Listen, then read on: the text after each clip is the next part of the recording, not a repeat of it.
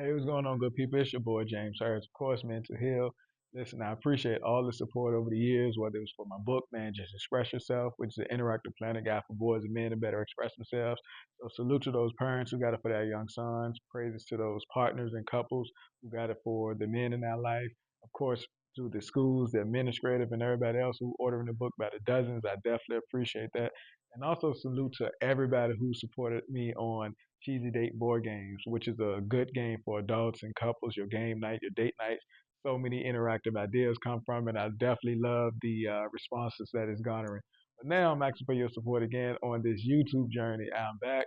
I took a little break because I had so much going on, but be a little bit more consistent with it. I got a couple interviews lined up with prominent people and people doing phenomenal things within the community or within this mental health space or even different authors and things like that. So bear with me. Appreciate your support. So make sure you like, share, and subscribe. And the guest that I got coming up now is.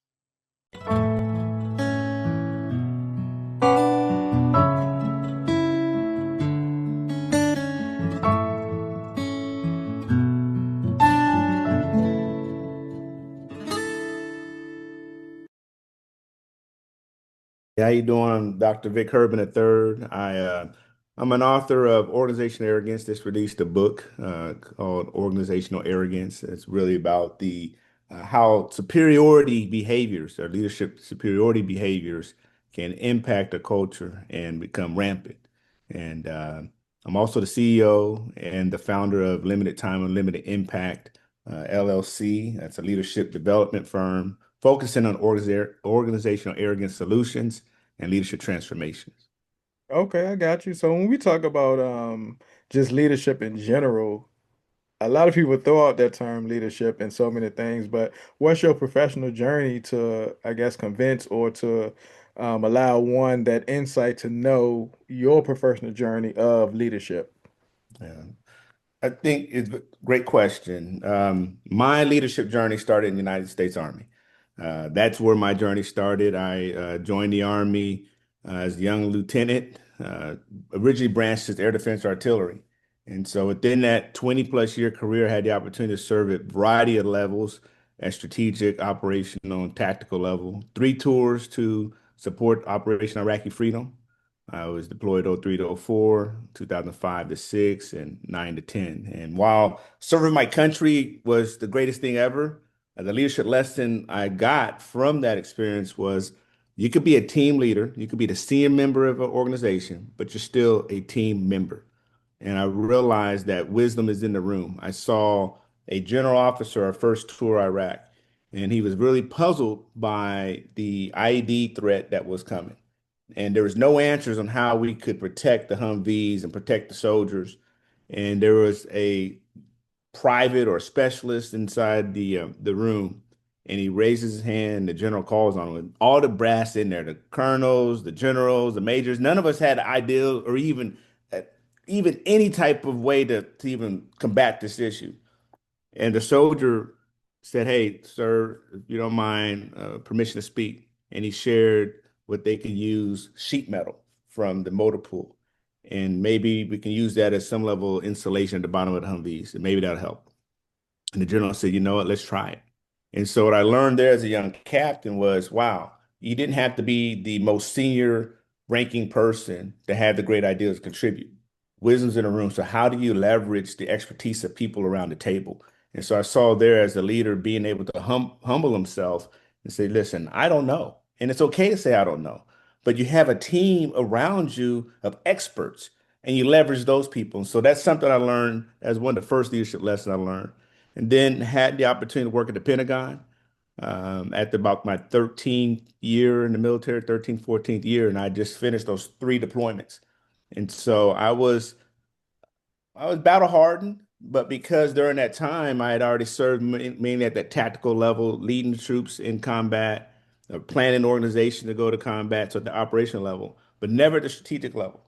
And I found myself a little bit like a fish out of water because for all the other places I was normally the big fish in the small pond. Here it is, I am a very small fish in the large pond. And one of the things I had to encounter was working with civilians.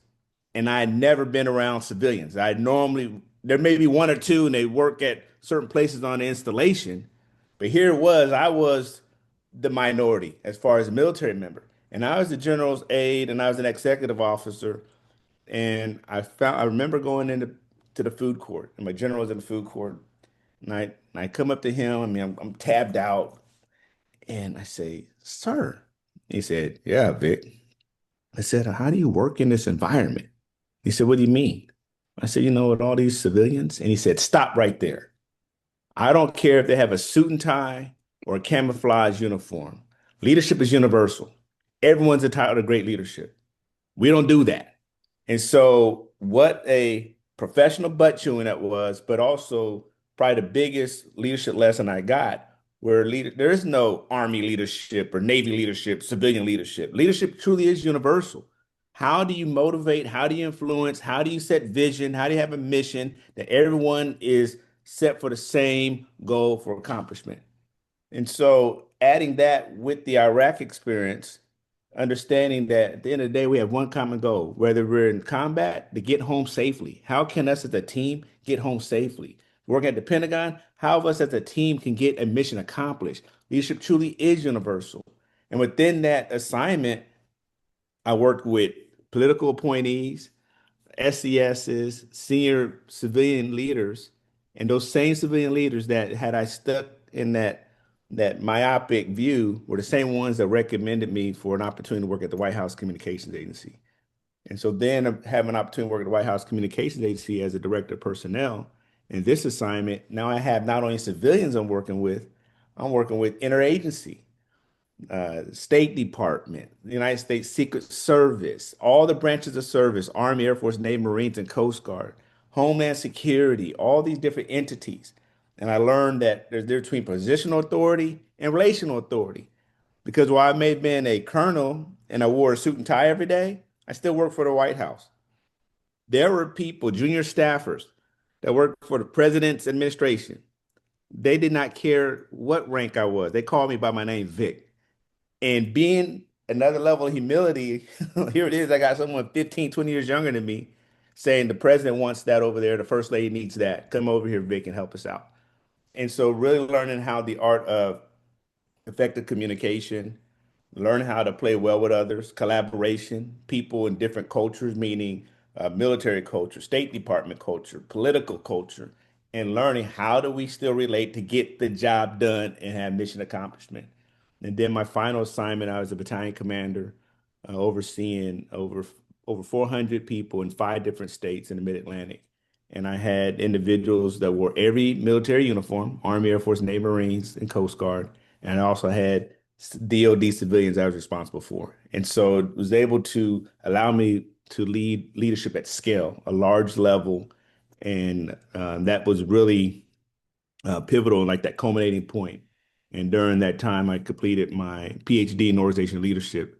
And then I realized what I wanted to do when I grew up, which was to not only take the practical leadership experience I had from those 20 plus years at different levels in the military, but also the research piece that the PhD gave me into how and to and impart that on the next side. So I studied my research interests are in the dark side of leadership, which is we call narcissistic leadership, Machiavellian, psychopathy, and then also organizational cultures and climates. That becomes my leadership interest and my research interest. And then I worked in academia for some time, as well as consulting and contracting. And that became my leadership journey and how I made it to where I'm at now.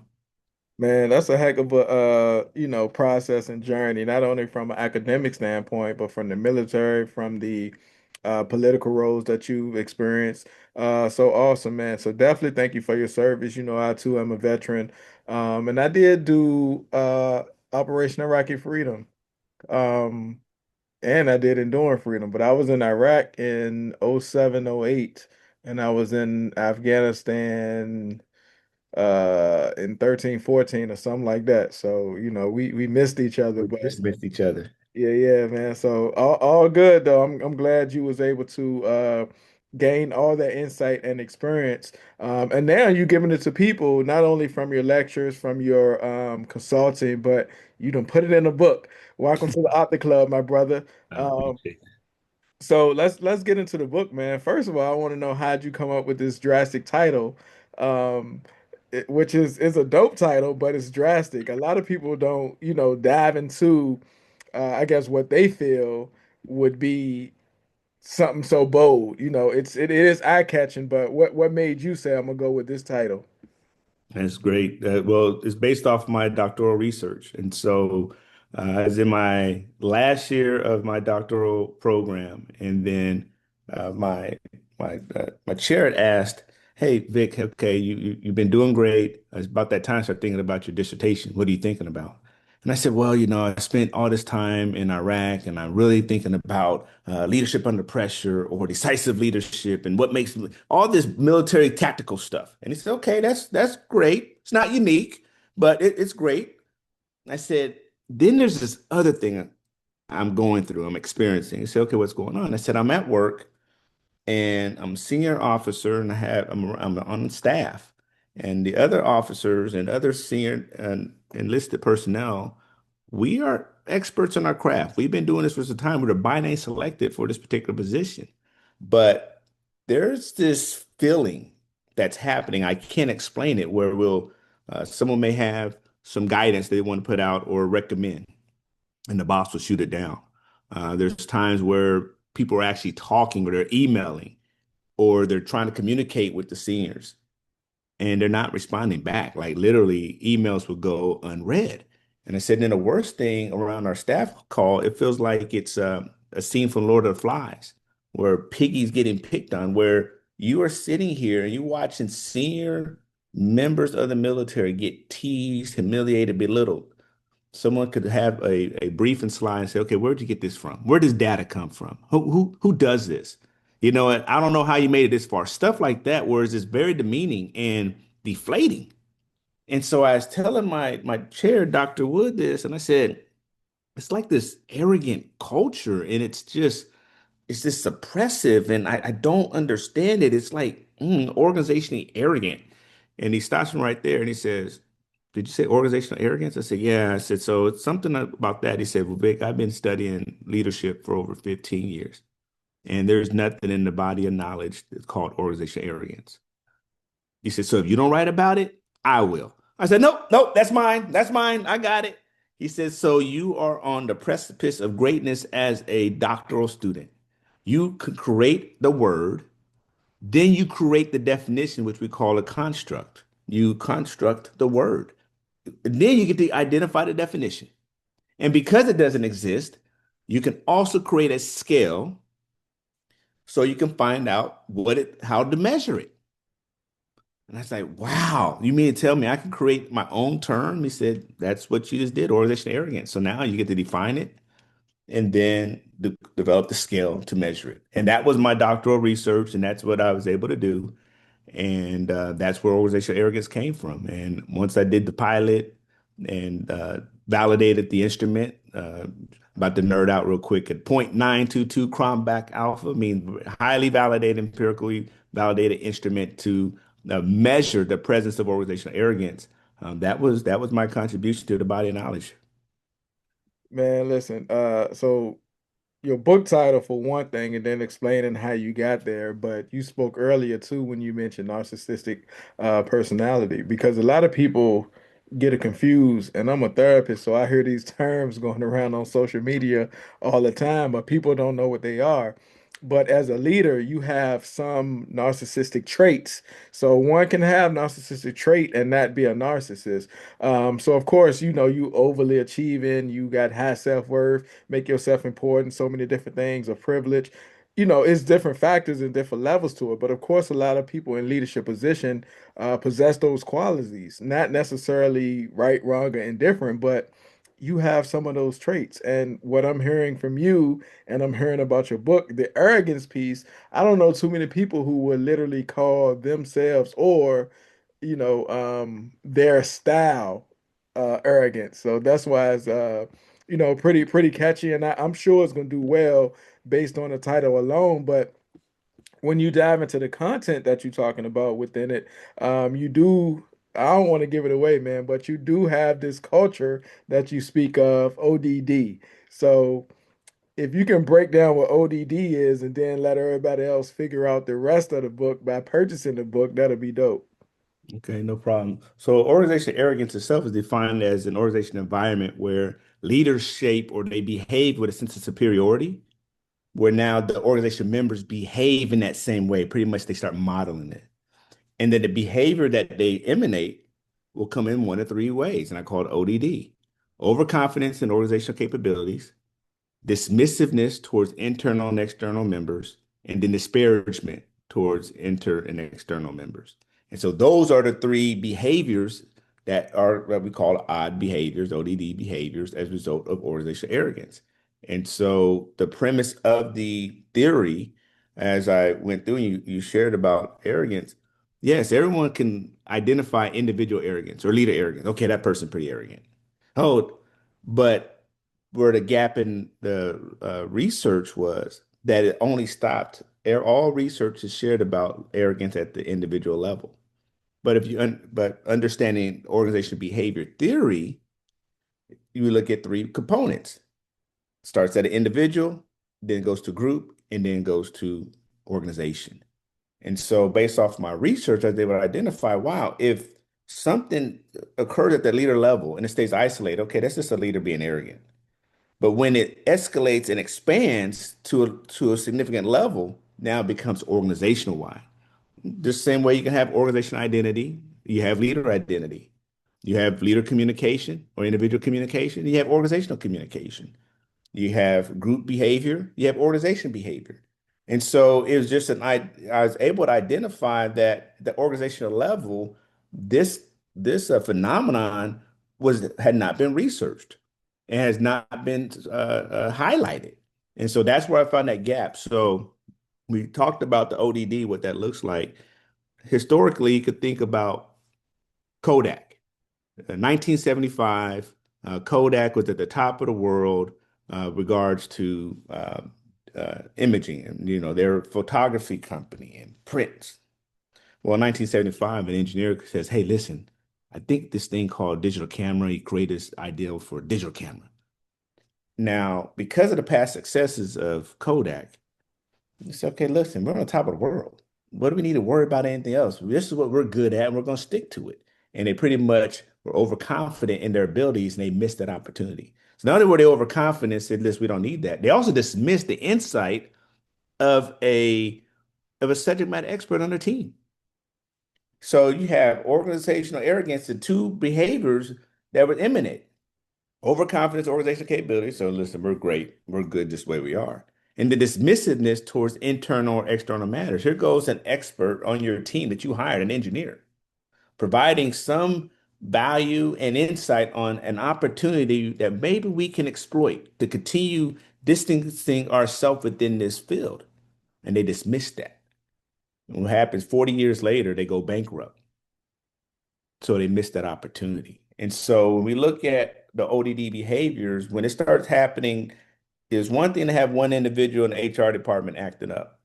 It's another when HR, the IT, and then the finance department are all acting up. So now we went from individual level to group to now it's all at the top. Now we have this thing called organizational arrogance. Man, that's a wild story about the Kodak situation. So I'm sure you probably heard some form of whether true or rumor or not, but the Netflix and Blockbuster thing was something similar.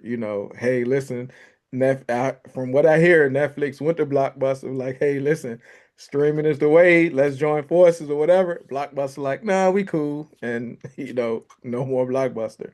Yeah. But yeah, that dismissal can happen if you think you up here, which is unfortunate because yes, I believe, and I'm sure your research would suggest that you definitely can learn from everybody.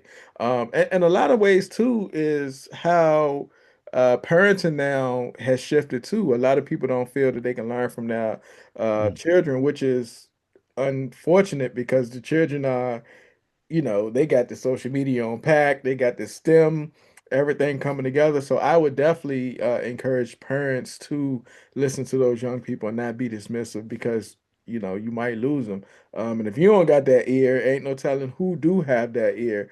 So no, I appreciate that insight, man. So just overall though, why do you think leadership is definitely one of those important qualities? Well, when you look at, again, I have a bias, right? I served in some of the most highest performing organizations ever placed on the earth, and had to do some of the hardest jobs ever that some people will never see. And you being a service member, only less than 1% American population has even worn the uniform. And so there's things I've been exposed to, and I watched high performing teams perform well. I've also seen what happens when leaders have a level of insecurity and what that can do to a culture, what that can do to a team. I watched leaders get relieved of command, watched senior enlisted advisors get relieved of overseeing troops. And so you see it. You see the power hungry and how power can go to your head. And you watched peers along the way does not know how to handle the weight of responsibility of the title. And so when you look at that and say, okay, wow, all things being equal, you have high performing organizations with bad cultures. You have high performing organizations with great cultures. Okay. But if you're spending 40 hours of your time out of the 168 hours a week, 40 hours of it spent coming to someone's building office, that's great if physically that's all you had.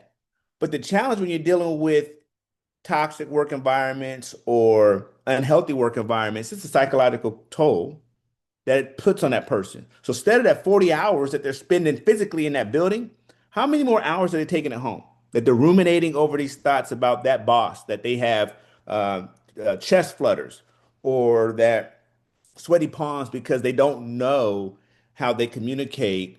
Then they get lit up or they get dismissed. Or the phobia they have of speaking in front of their peers because they fear that because they may talk a little lower than the next person, that they're seen as less confident. And now they're going to miss out on opportunities for promotion. And so now that is taken home with them. So that 40 hours physically, but now another 20 hours Friday night, Saturday, Sunday, and then the dread Sunday night before they go to bed to go back to work on Monday. We've seen the increase of workplace violence. We've seen the increase of, we call it a great resignation, people voting with their feet after COVID. Say, it's okay. People are starting to identify, I don't need to spend majority of my time physically here and then mentally still there. How many families are impacted because someone's just, oh, they got to respond back to that phone call. They got to respond to the email. And so you ask about why is leadership so important? It's because we spend majority, the 20 to 30, 40 years someone spends at a job in their career before they retire. And so why not make that a point of emphasis? The leaders ensure that when you're underneath my charge for the 40 hours a week, that you can have the most pleasurable experience.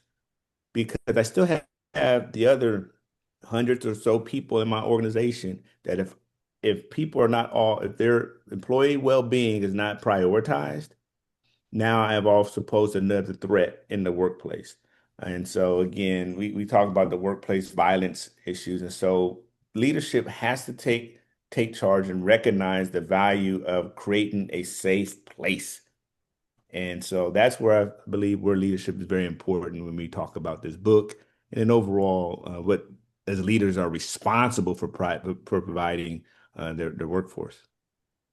All right, man, appreciate that. So if it's a leader out there who ignored everything you just said, how can we assist them in becoming more effective leaders?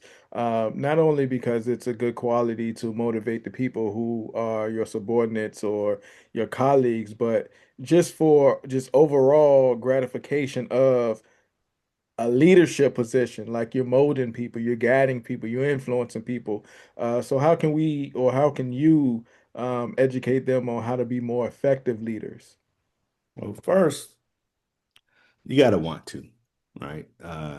We gotta want to.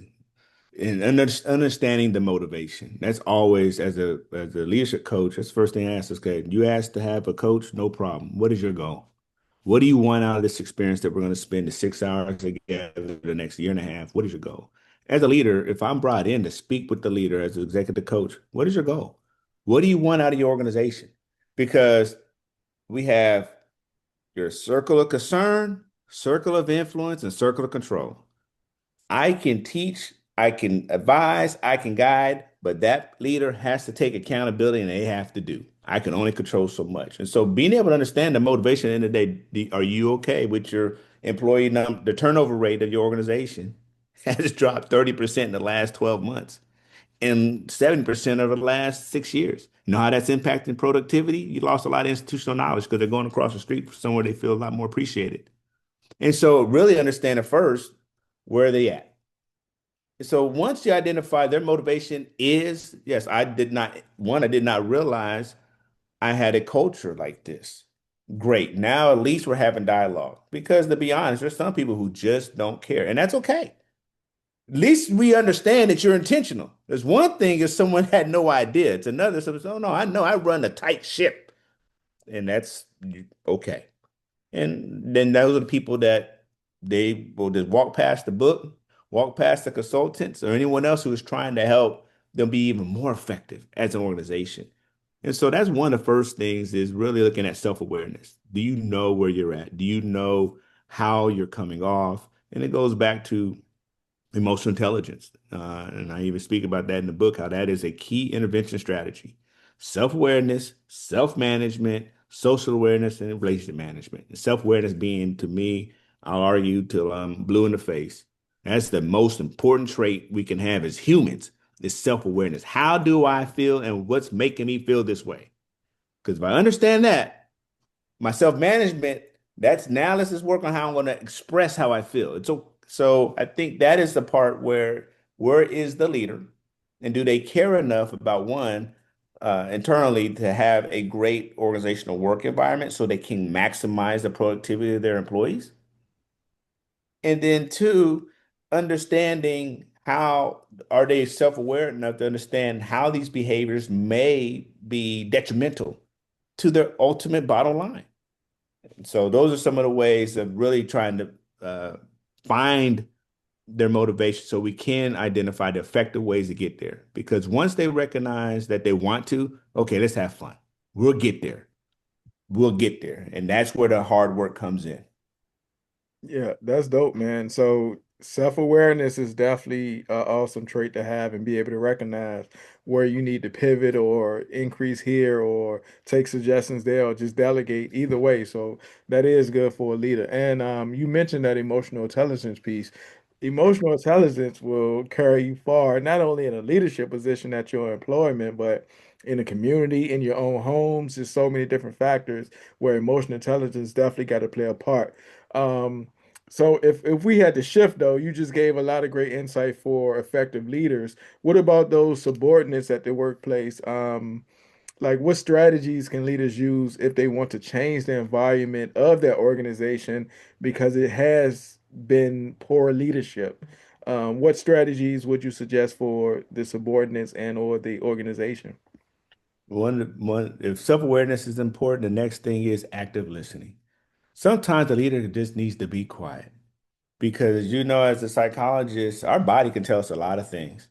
If we just listen to our body, what is going on? Same thing, you listen to your organizational body. A leader can watch, are people not speaking as much? Or how do they coordinate and how do they collaborate with one another? Is this a dog eat dog world? This crabs in a barrel? What am I witnessing? And this observing, it goes to social awareness, right? Another emotional intelligence trait. Are they observing how people work when they work? And then having opportunities to gain trust. Because depending upon where the leader is in their leadership journey, if they contributed to this environment or did they inherit it? They inherited it. Now they're in a great position. They have a chance to be the Superman, the hero, to turn around the culture.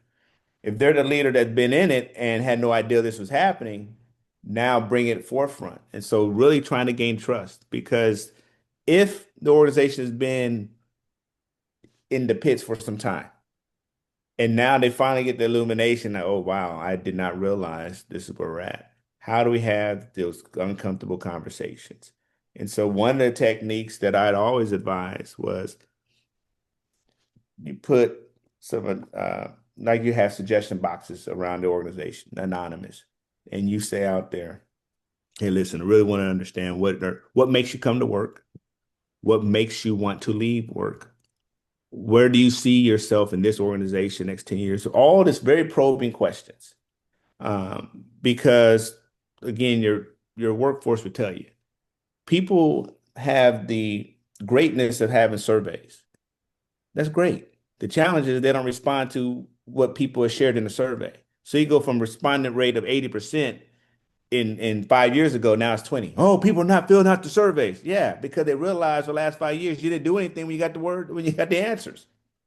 And so again, the people will tell you, oh, they're not responding. You know why? Because they don't trust you. And so a leader being able to humble themselves and be vulnerable, say, listen, team, we realize we're not working in the best type of environment we can. And with your help, we're going to fix it. But I need to understand where we broken. Some of these issues I can fix quickly. Some things are going to take some time. But I really want you all to trust me. If they're a person that can gain that trustworthiness. And one of the ways to get those quick wins of trust is to address the concerns of the people and even follow up. And so that was something that had worked significantly for many of my clients, is where they would have the employees would drop it in there because now by them dropping it in there, one, they're saying, I'm going to trust you. You were looking at box and there's nothing in there. Listen, we tired of these games. If there's a note in that box, that means that okay, he's writing a check, and I'm gonna see if it cashes. Wow, we want to understand why why issues are not communicated timely. Okay, that's a significant question. Now, leader has an opportunity to either have a town hall, have brown bags, intimate sessions, respond on email, whatever those organization communication strategies are, to say, I listened to you all, and this is the answer. Because employees don't necessarily need you to tell them what they want to hear. They need you to tell them what they need to hear. Hey, listen up. Guess what? We're having a downsize. I thought I can fight it. Hey, I got slayed too. So guess what? We're gonna have a hard time here, teammates, but trust me, I will make sure you all are in a better position. Anything I can do, whether recommendations or whatever. You and I serving in the military, we've had to make some hard decisions, whether we're in Afghanistan or Iraq. And we had to tell our soldiers, guess what? I did see the intel report. It is not looking good out there. We have a mission. I'm with you all. I'm just as scared as you. But trust me, we got each other's back and we're going to do this. They respect us more by telling the truth and being transparent than saying, hey, I don't know why we got to go over here. And so those kind of things, again, gets back to effective leaders and what techniques and tactics. Listen and then do something what you've heard because the workforce will definitely tell you. Awesome insight, man. Before let you go, man, I definitely want people to get this book, but you and I both are part of the most amazing fraternity in the world, the Omega Psi Phi Fraternity Incorporated. So, how has that shaped your leadership journey? Wow. I get emotional thinking about that. I just celebrated 31 years in this great fraternity. I am a second generation Omega man, and then my son just recently became Omega man 2 years ago. And so when I think about Omega, I've been with Omega longer than I've more than half my life, longer than I was with the Army. And so having an opportunity to lead then before I even graduated college, being able to have that brotherhood, but also having leaders within the organization that were in the military, that were in the civilian sector, that served as mentors for me, all the way until the time I retired. I was able to work alongside an Omega man or reach out. When I talked about that time in the Pentagon, that was an Omega man that wound up becoming a two-star general, Major General Price, a retired Price, who got square in my tail. But as a general officer that saw something in me, but he was an Omega man. And so being able to watch how Omega men can show up at some of the nation's most trying times and serve alongside them, I, I, there's nothing that's probably that not probably that was the greatest decision of my life to choose become to choose that way but also for them to select me. I'm just honored. And so they've been significant even with helping with this book launch. But so many stories I've told in the book are because of the brothers that have placed me in positions to succeed. And when I had some leadership failures and some challenges in my journey, I think every leader, if they're being transparent, they weren't a successful leader unless they had some failed opportunities to learn from. When I had bumped my heads over those 20 plus years in the military, men of Omega stood by me and they helped brush me off and put me in other positions and help counsel me through that. So, what a great opportunity, again, to lead in the community outside and taking those same lessons learned and bringing it to every institution I've been a part of. Yes, sir. Yes, sir. Definitely appreciate that, man. Any last minute tips for the people? Get the conversation started. We talk about workplace violence, we talk about bullying behaviors, but what are we doing? What are we doing? www.bookdrvic.com. Organizational Arrogance is here. I have not created something new. I just added a name to it. And so now that we have a name to it, we can see what it looks like. We feel how we know how it feels. Be part of the conversation. Help me have the conversation started. And so the book is available now for pre-sales but on June 23rd, we'll have a virtual launch. And then stay tuned for many things we have coming. You can also check out my company, ltuiconsulting.com, where we have a host of solutions and resources that will help employees and leaders combat the challenge of organizational arrogance. Vic, good to have you, brother. Definitely appreciate your insight, your guidance, and your leadership for coming through and blessing the people. So I'm sure it will leave a mark. People will definitely use this as a tool, whether it's in their infrastructure and or if they want to practice and implement these things. So definitely appreciate you, brother. Keep up the good work. I'm looking forward to my signed copy, and I'll catch you on the next one, man. No doubt, no doubt. Take care. Appreciate you.